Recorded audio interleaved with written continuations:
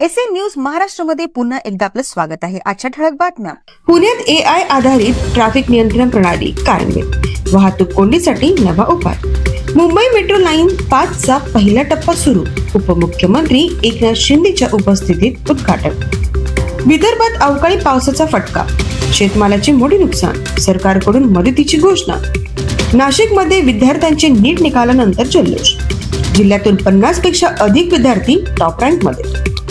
पालघरमध्ये जंगलात बिबट्याचे वाढते सायटिंग, वन विभागाकडून सतर्कता आणि जनजागृती मोहीम।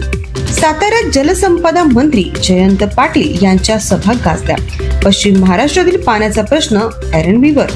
महाराष्ट्र राज्य परिवहन मंडळाची नवीन इलेक्ट्रिकल बसेस सुरू, पहिला टप्पा पुणे मुंबई मार्गावर।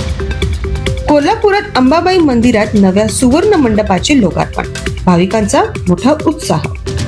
राज्यातील सर्व शाळांसाठी 1 जून पासून नो बॅग डे दर शुक्रवारी लागू। ठाणे महापालिकेत मोठा भूखंड घोटाळा उघड, तिघांविरोधात गुन्हा दाखल, चौकशी सुरू। अशाच नवीन बातम्यांसाठी बघत रहा एसए न्यूज चॅनल महाराष्ट्र। धन्यवाद।